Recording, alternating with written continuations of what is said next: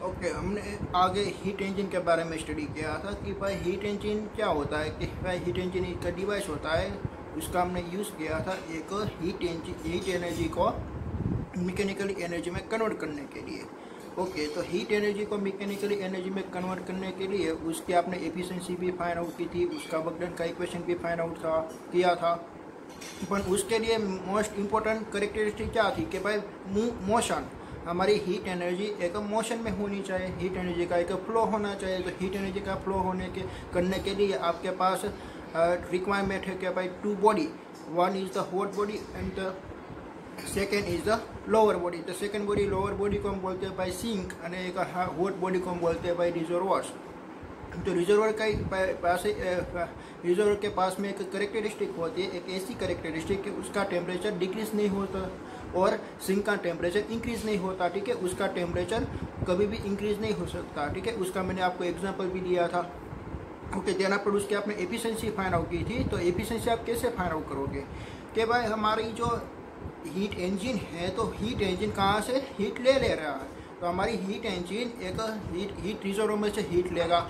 ठीक है, तो वही रिजर्वर का जो हीट था उसका हमने नाम रखा था भाई Q1, और सिंक का जो हीट था उसका हमने नाम रखा था Q2।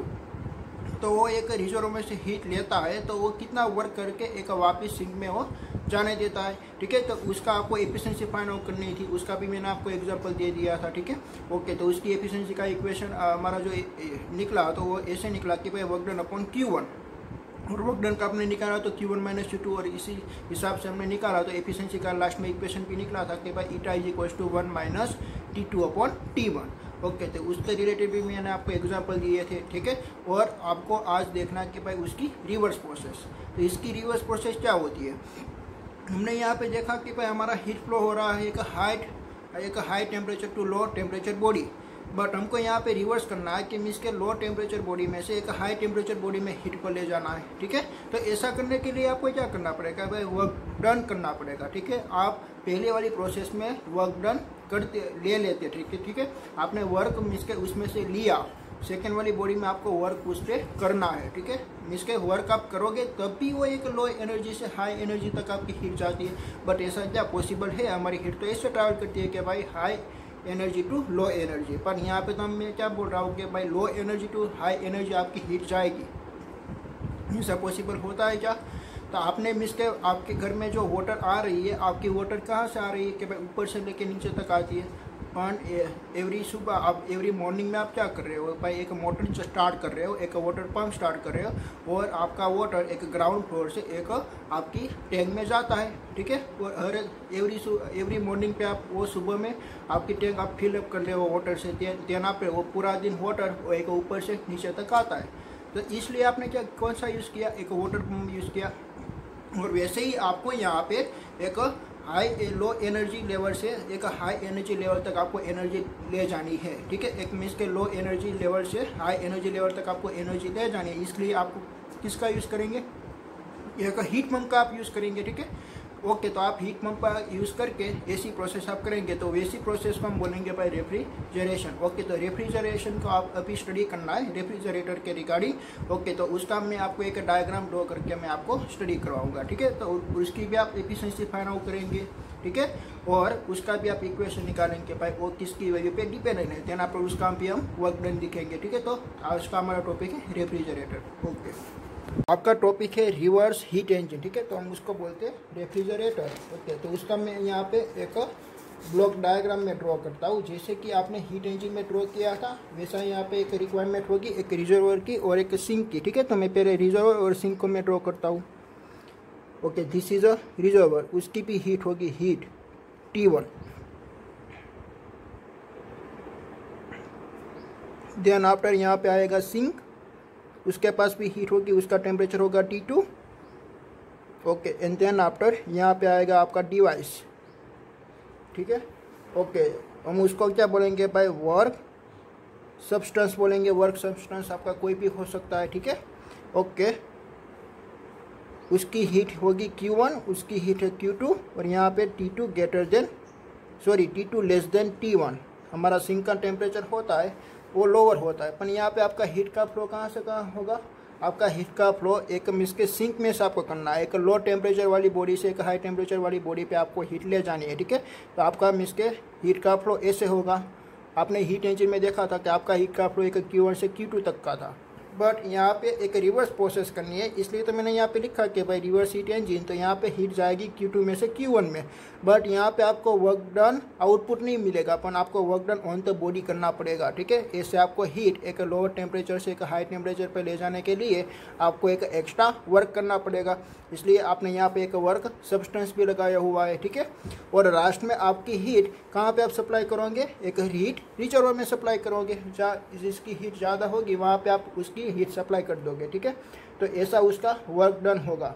ओके, तो यहाँ पे आपका वर्क डन का इक्वेशन क्या फाइंड आउट होगा, यहाँ पे आप वर्क मिसके सप्लाई कर रहे हो, ठीक है।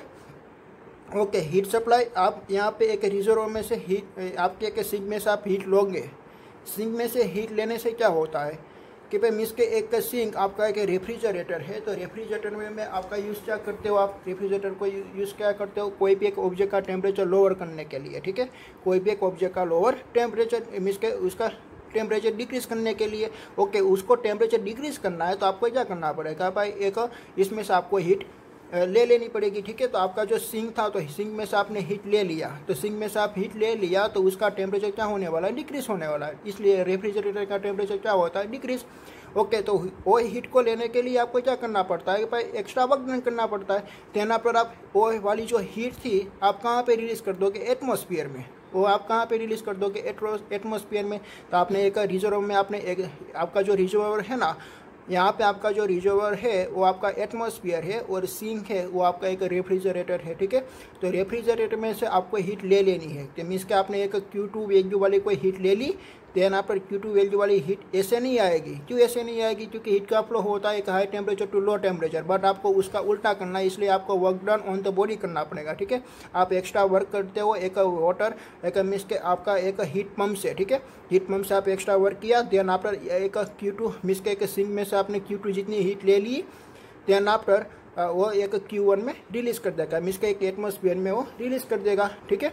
तो यहाँ पे इसका इक्वेशन कैसे निकलेगा, देखिए यहाँ पे कि भाई वर्क डन प्लस Q2 वो आप ऑन द बॉडी कर रहे हो, ठीक है। यहाँ पे आपने हीट निकाली और देन आफ्टर आप work done on the body कर रहे हो, इज इक्वल्स टू आएगा Q1, इज इक्वल्स टू आएगा Q1। तो work done is equals to क्या होता है, Q1 माइनस Q2। वैसे पहला इक्वेशन था, ऐसा यहाँ पे वापस आपको इक्वेशन मिला, ठीक है।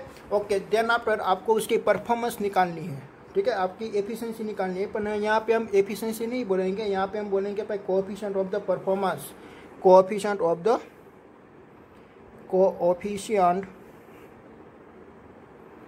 परफॉर्मेंस,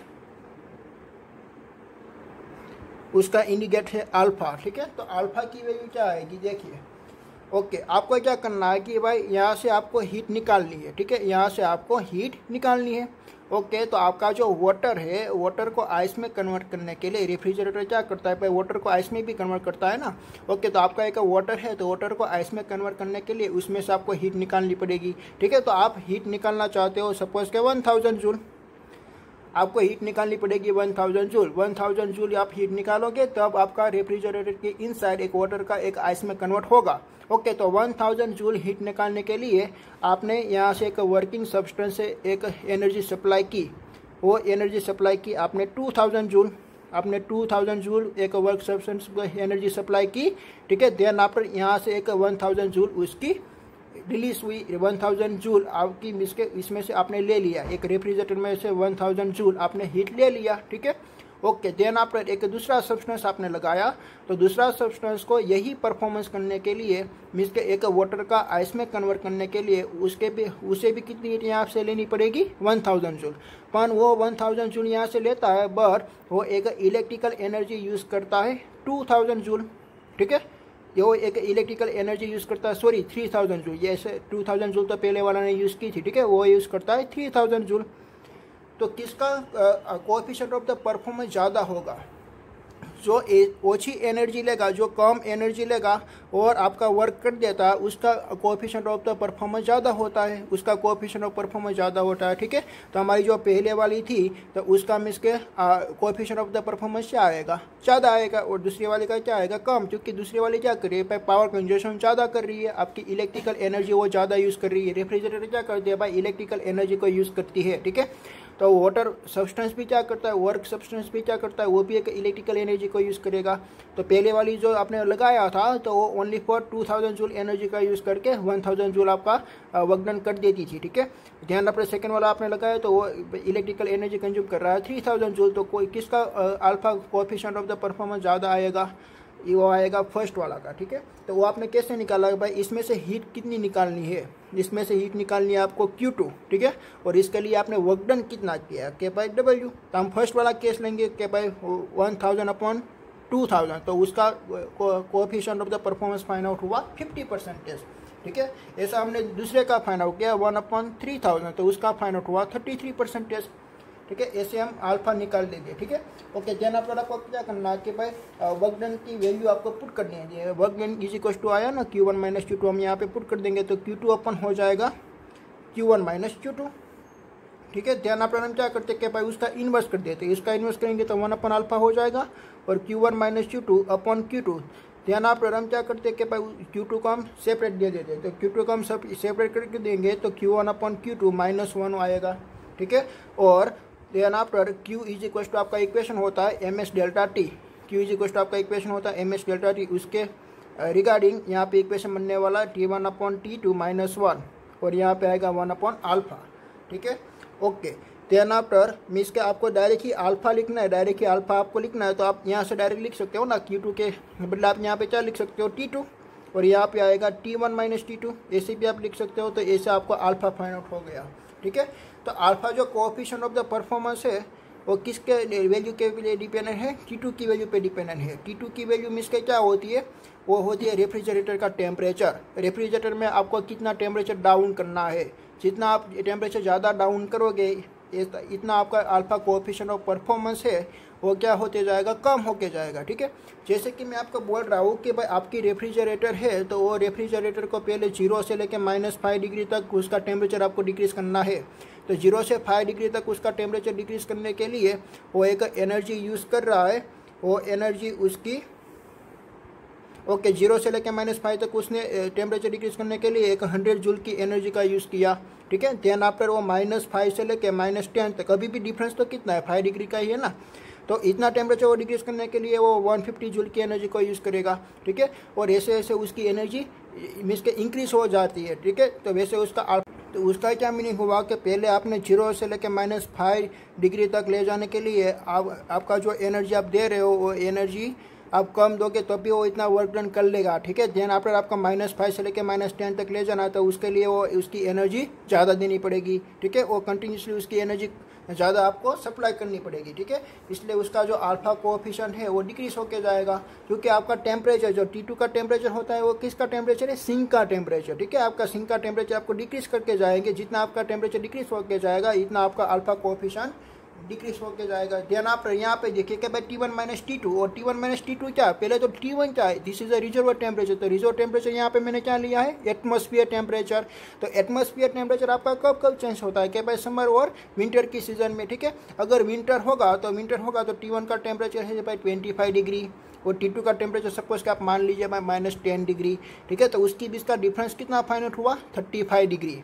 देन आफ्टर हमारा मीन्स के एक समर का सीजन चल रहा है, तो समर का सीजन में हमारा टेम्परेचर है 45 डिग्री। तो 45 डिग्री आप यहाँ पे लिखिए और यहाँ पे आपको -10 डिग्री करना है। ठीक है, तो उसके बीच का डिफरेंस कितना फाइंड आउट हुआ, 55 डिग्री। ठीक है, तो 55 डिग्री और पहले यहाँ पे आया था भाई सपोज के 35 डिग्री, तो वो 35 डिग्री मीन्स का आपका डिवाइड जो कम होगा, तो आपका अल्फा कोएफिशिएंट क्या आएगा, मैक्सिमम। तो मीन्स के आपकी जो विंटर की सीज़न में आपकी जो फ्रिज की आपकी जो रेफ्रिजरेटर की जो एफिशिएंसी है वो ज़्यादा होती है और समर में उसकी एफिशिएंसी कम हो जाती है। ठीक है, ऐसे आपको ये इक्वेशन से आपको मालूम पड़ता है।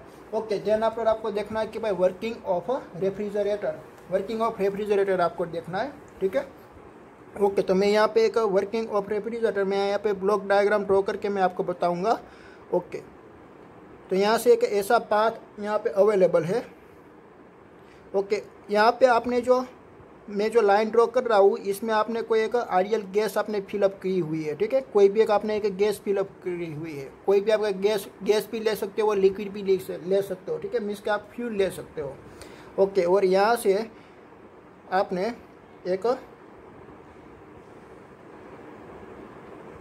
पंप ने आपने कनेक्ट करवाया है, ऐसा अपना यहाँ पे एक पंप है, ठीक है। ओके,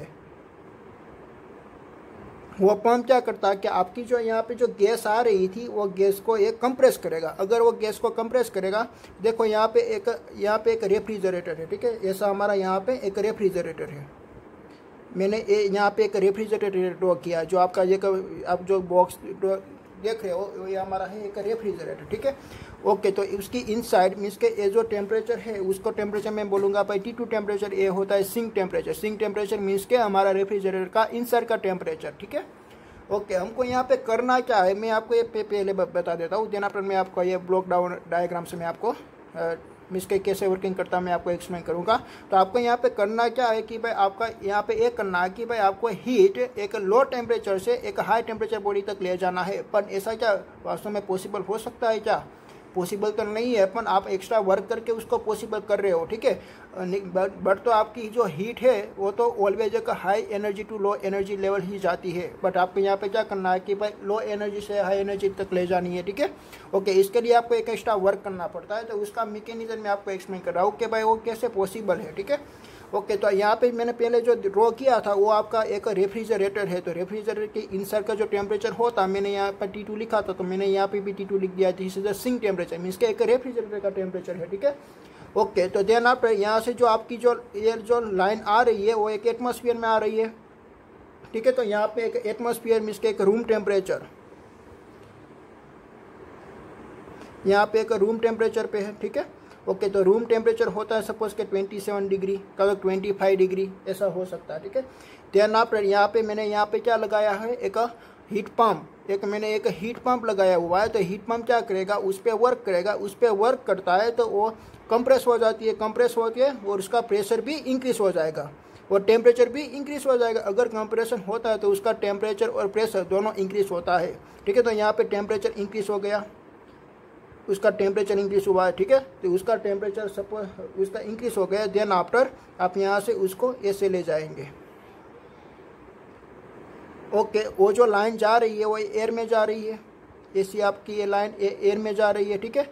वो जो आपके अपने यहाँ पे लाइन ड्रॉ आपने जो यहाँ पे लाइन रखी है वो एक लाइन एक एडियाबेटिक लाइन नहीं है, एक डायथर्मिक लाइन है। तो वो क्या करती है कि भाई हीट को वो सप्लाई करती है, हीट को वो ट्रांसफ़र कर सकती है, ठीक है। तो उसकी हीट यहाँ पे ज़्यादा है, वो एटमॉस्फेयर के कंपेरिजन में ज़्यादा है, तो इसलिए यहाँ पे हीट वो ट्रांसफ़र करेगी। किस में ट्रांसफ़र करेगी? एटमॉस्फेयर में, ठीक है। हमारा रिजर्वर यहाँ पे क्या है? एटमॉस्फेयर है। तो यहाँ पे हीट उसकी ज़्यादा है। हमारा जो रूम टेम्परेचर होता है वो तो ओनली फॉर 25 डिग्री सेल्सियस होता है, बट यहाँ पे आपने कंप्रेस कर दिया तो उसका टेम्परेचर राइज हो गया, सपोज के 70 डिग्री हो गया। तो 70 डिग्री हो गया, इसलिए आपका इसका हीट का फ्लो होगा एक high temperature to low temperature, ठीक है। तो यहाँ पे आपका हीट का फ्लो होगा दिस Q1, ये एटमॉस्फेयर में आपकी हीट फ्लो होगी।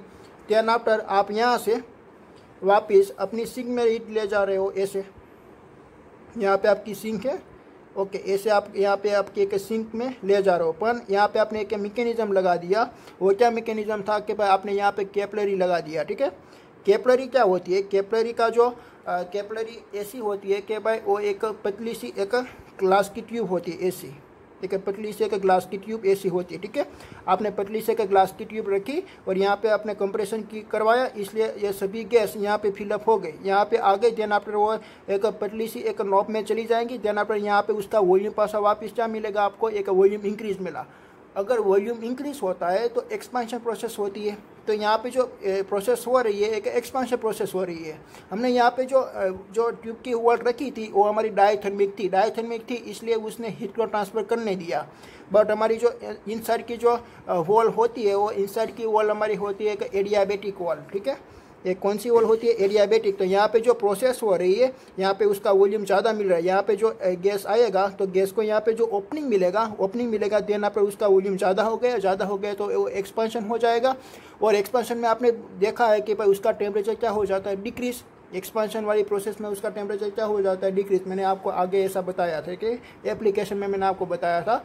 ओके, तो यहाँ पे जो प्रोसेस हो रही है adiabatic expansion, adiabatic expansion process हो रही है। एडियाबेटिक प्रोसेस एक्सपांशन से उसका टेम्परेचर डिक्रीज होने वाला है। कितना टेम्परेचर उसका डिक्रीज होगा, T2 से भी डिक्रीज होगा, उसका टेम्परेचर T2 से भी डिक्रीज होने वाला है। ठीक है, अगर उसका टेम्परेचर T2 से भी डिक्रीज हुआ, ये हमारा गैस का टेम्परेचर जो आउटसाइड आप देख रहे हो ना, उसका टेम्परेचर T2 से भी डिक्रीज हो जाएगा। तो हीट का फ्लो कहाँ से कहाँ होगा, T2 से लेके गैस ट्यूब में आएगा। मीन्स के रेफ्रिजरेटर में आपने हीट ले लिया, ख्याल आया आपको, रेफ्रिजरेटर में से आपने हीट कैसे लिया, ये वाली गैस वाली ट्यूब में से आपने ले लिया। ठीक है, गैस वाली ट्यूब का आपने क्या किया कि भाई गैस वाली ट्यूब को आपने एसी मैकेनिज्म लगा दिया कि यहाँ पे एक्सपांशन हुआ और एक्सपांशन होकर उसका टेम्परेचर T2 से भी डिक्रीज हो गया।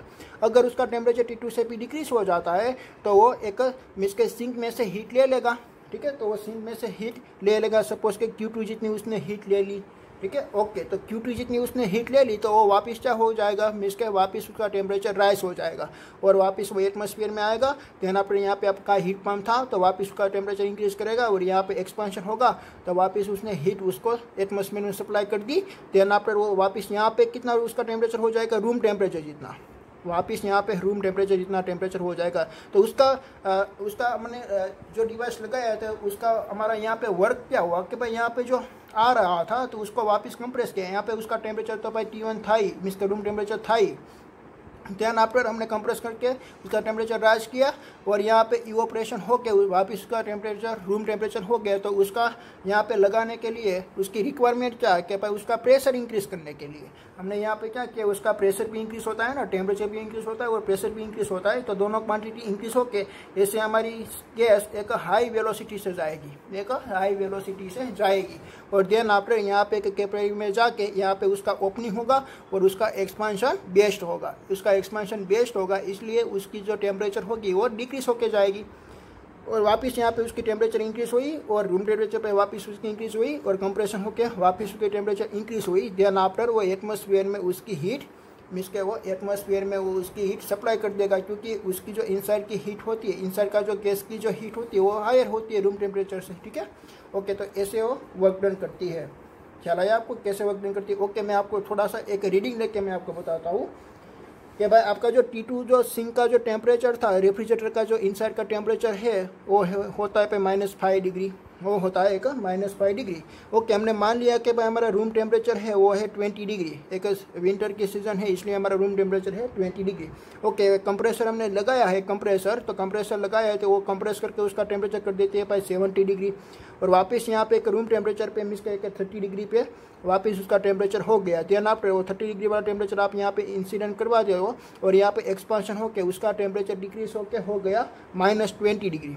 उसका टेम्परेचर हो गया -20 डिग्री। तो हीट कहाँ से कहाँ फ्लो होती है, हीट आपकी फ्लो होती है high temperature to lower temperature. तो हाई टेम्परेचर है -5 डिग्री। ठीक है, तो इनसाइड से आउटसाइड आपकी हीट फ्लो होगी, मीन्स के एक गैस में आपकी हीट फ्लो होगी। ठीक है, तो उसका टेम्परेचर T2 का टेम्परेचर वापस डिक्रीज होगा, -5 से उसका टेम्परेचर डिक्रीज हो जाएगा और -20 वाला जो टेम्परेचर था लोअर टेम्परेचर, तो लोअर टेम्परेचर इंक्रीज हो जाएगा, इंक्रीज होकर हो जाएगा भाई -15 -10। ठीक है, तो ऐसा टेम्परेचर हो गया और वैसे वैसे आप यहाँ पे एटमॉस्फेयर में लाते तो वापस उसका टेम्परेचर 20 डिग्री हो गया, इंक्रीज होकर जाएगा। ठीक है, ओके, तो ऐसे वो वर्क करती है। नेक्स्ट आपको निकालना है कि भाई relationship between the efficiency and the coefficient of the performance का रिलेशनशिप आपको निकालना है। ठीक है, तो एफिशिएंसी का इक्वेशन क्या आता था, eta is equal to 1 minus T2 upon T1 और अल्फा का क्या इक्वेशन हमको मिला था, alpha is equal to T2 upon T1 minus T2, ऐसा हमको इक्वेशन मिला था। ठीक है, ओके, तो हम क्या करते हैं कि मैं यहाँ पे T2 माइनस T1 को सब्जेक्टिव बना देते हैं। तो T2 माइनस T1 को हमने सब्जेक्टिव बना दिया तो वो यहाँ पे आ जाएगा और ईटा यहाँ पे आ जाएगा। तो उसका इक्वेशन हमको मिला 1 माइनस ईटा। ठीक है, इस इक्वेशन नंबर 1। और ए वाली इक्वेशन में से अब आपको क्या करना है कि T2 अपॉन T1 को आपको सब्जेक्टिव बनाना है। ठीक है, तो T2 अपॉन T1 को सब्जेक्टिव बनाने के लिए हमने क्या किया कि भाई उसका हमने पहले इन्वर्स कर दिया। तो 1 अपॉन अल्फा, तो T1 minus T2 upon T2 और T2 को हमने सेपरेट दे दिया। तो ऐसे इक्वेशन मिल गया कि भाई T1 अपॉन T2 माइनस आ गया -1। ठीक है, ओके, तो इसमें से हम क्या करेंगे भाई T1 माइनस T2 को हमने सब्जेक्टिव बना दिया। तो T1 अपॉन T2 को हमने सब्जेक्टिव में -1 इस साइड चला जाएगा तो वो यहाँ पे 1 अल्फा प्लस 1 आएगा। ठीक है, और यहाँ पे आपको एलसीएम लेना है ना, तो एलसीएम लेके आप क्या करोगे 1 प्लस अल्फा और डिवाइड में अल्फा आ जाएगा और उसका आपको इन्वर्स कर देना है T2/T1। तो यहाँ पे हो जाएगा α/α+1, ठीक है। दोनों इक्वेशन आपका क्या है T2/T1 और यहाँ पे भी T2/T1, तो दोनों इक्वल हो सकते हैं, ठीक है। तो यहाँ पर हम लिख सकते हैं 1 - ईटा इक्वल्स टू α/1+α। चला है, ऐसा उसका रिलेशनशिप फाइंड आउट हुआ। ओके, देन आफ्टर हम क्या करते हैं कि भाई हमको ईटा को सब्जेक्टिव बनाना है, ईटा को सब्जेक्टिव बनाना है, इसलिए आप ईटा यहाँ पे लाइए और ये वाली टर्म यहाँ पे ला दीजिए। तो 1 माइनस यहाँ पे आ जाएगा α/1+α और यहाँ पे हो जाएगा ईटा, ठीक है। ओके, देन आफ्टर यहाँ पे एलसीएम ले लेते हैं, तो एलसीएम ले लेते हैं, यहाँ पे हो जाएगा 1+α माइनस α/1+α इज इक्वल्स टू ईटा। तो यहाँ पे अल्फा कैंसिल आउट हो गया और देन आफ्टर हमको यहाँ पे मिला eta is equals to 1/1+α। This is your relationship between the efficiency and coefficient of the performance, ठीक है। ऐसे उसका रिलेशनशिप फाइंड आउट होगा। देन आफ्टर हमको देखना है कि भाई सेकेंड लॉ ऑफ थर्मोडायनेमिक्स, ठीक है। तो हमारा जो थर्मोडायनेमिक्स का जो रूल्स बनाया हुआ है, 0 law, first law and second law, तो आपने ऐसा क्यों नहीं बनाया कि भाई फर्स्ट, सेकेंड एंड थर्ड, ऐसा लॉ आपने क्यों नहीं बनाया? आपने क्यों ऐसा नाम दे दिया कि भाई 0, 1, 2, ऐसा लॉ क्यों आपने नाम दे दिया? चलो मैं उसके बारे में मैं आपको बताता हूँ कि आपका जो फर्स्ट लॉ है, तो फर्स्ट लॉ का इक्वेशन क्या आपका निकला था? फर्स्ट लॉ का इक्वेशन निकला था कि भाई dq is equal to ΔU plus ΔW। Means के उसका क्या मीनिंग हुआ कि भाई आप मीन्स के जो हीट एनर्जी सप्लाई करोगे तो उसका जो टेम्परेचर भी इंक्रीज होता है। अगर उसका टेम्परेचर इंक्रीज होता है तो उसकी इंटरनल एनर्जी भी चेंज होती है।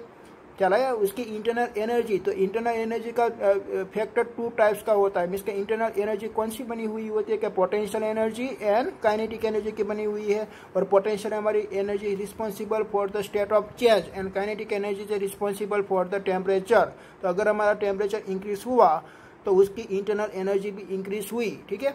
इसलिए हमारा इक्वेशन हमने ऐसा बनाया था कि भाई ΔQ is equal to ΔU plus ΔW। तो हम कोई भी एक हीट सप्लाई करेंगे तो उसकी इंटरनल एनर्जी भी चेंज हो जाती है और वो एक वर्क करके भी आपको देती है, ठीक है।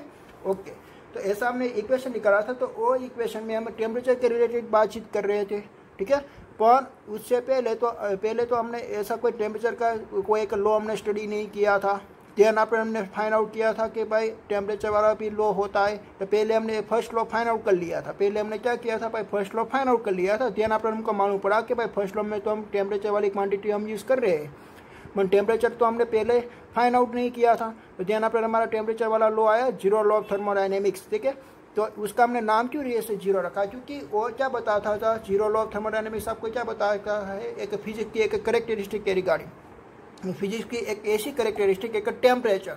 अगर आपके पास 2 बॉडी है, एक थर्मल इक्विलिब्रियम के बारे में वो बताता है ना कि भाई आपके पास 2 बॉडी है तो दोनों बॉडी का अगर टेम्परेचर सेम होगा, अगर उसकी एक फिजिक्स की ऐसी क्वांटिटी जो टेम्परेचर होता है वो टेम्परेचर अगर आपका सेम होगा तो ध्यान आप इसमें से आपका हीट फ्लो नहीं होगा, ठीक है।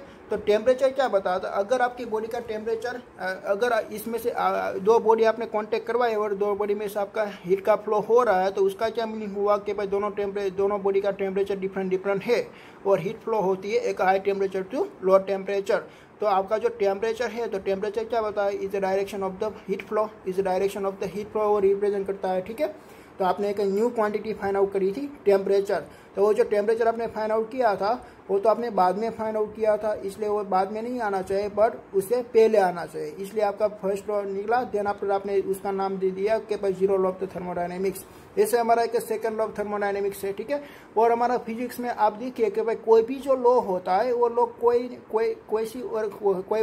भी एक प्रॉपर्टी के रिगार्डिंग वो बातचीत करता है।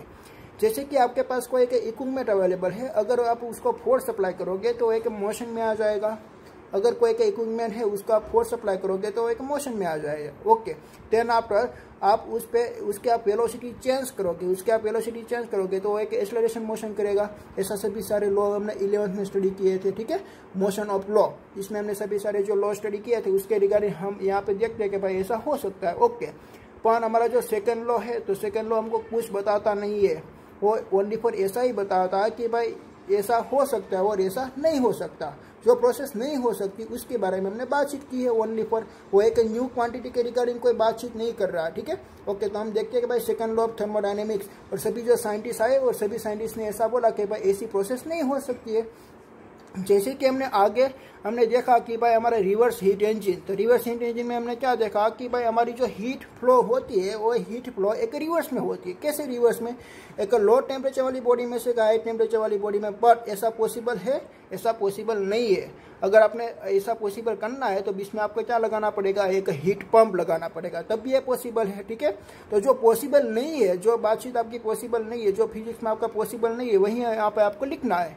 ख्याल है? और दूसरा आप क्या सोच सकते हो कि भाई आपकी एफिशिएंसी 100% से नहीं आनी चाहिए। आपकी एफिशिएंसी वाला जो इक्वेशन निकला था ना, efficiency eta is equal to 1 - Q2 upon Q1, ठीक है, 1 - Q2 अपॉन Q1। तो उसका क्या मीनिंग हुआ कि भाई आपकी एफिशिएंसी 100% नहीं आनी चाहिए। 100% कब आएगी?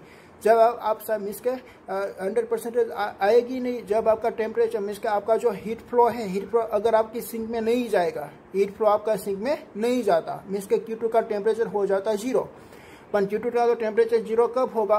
मिस के इसमें से कोई हीट फ्लो नहीं होगा तब। ठीक है, आपने सिंक यहाँ पे रखी नहीं हुए, सभी हीट कहाँ पे आप ले गए हो? एक आपकी जो हीट इंजन है इसमें आपने सभी हीट ले लिया। आपका जो हीट इंजन है वो एक अंडर एफिशिएंसी का क्या मीनिंग होता है? उसकी एफिशिएंसी मीन्स के उसकी जो एनर्जी आपने सप्लाई की है वो पूरी एनर्जी वो वर्क डन करने में यूज़ कर लेगा, देन आफ्टर उसकी एफिशिएंसी आती है 100%। बट ऐसा यहाँ पे पॉसिबल नहीं है, क्योंकि थोड़ी सी भी हीट यहाँ पे एक सिंक में तो जाती है। अगर सिंक में नहीं जाती है तो हीट का फ्लो बंद हो जाएगा। अगर हीट का फ्लो बंद हो जाएगा तो आपका इंजन चलना बंद हो जाएगा। ठीक है, ओके। तो फर्स्ट ऑफ ऑल केल्विन ने बताया कि भाई केल्विन ने क्या बताया? Is no process is possible whose solve the result is the absorption of the heat from the reservoir and the complete the conservation to the work। ठीक है, ऐसा पॉसिबल नहीं है कि भाई absorption of the heat from the reservoirs and the complete the conservation of the work. ठीक है, ऐसा उसने बताया। देन आफ्टर एक सेल्सियस स्टेटमेंट, एक सेल्सियस नाम का साइंटिस्ट था, उसने भी एक स्टेटमेंट दिया कि भाई no process is possible which solve the results in the transfer of the heat from the cooler object to the hotter object. इसके एक लो बॉडी टेम्परेचर टू एक high body temperature, both statement are the equivalent. ठीक है, तो ऐसा दोनों आपने जो स्टेटमेंट यहाँ पे लिखा है, दोनों स्टेटमेंट आपका है एक इक्विवेलेंट है। ठीक है, तो ऐसा यहाँ पे पॉसिबल है। तो केल्विन ने क्या बताया था? भाई no process is possible which solve the result is the absorption of the heat from the reservoir. ऐसा पॉसिबल नहीं है कि भाई आप रिजर्वर में से 100% एनर्जी आप वर्क करने में आप यूज़ कर लो। थोड़ी भी एनर्जी आपके एक सिंक में जाएगी। ठीक है, अगर सिंक में नहीं जाएगी तो उसका हीट फ्लो ही बंद हो जाएगा। ठीक है।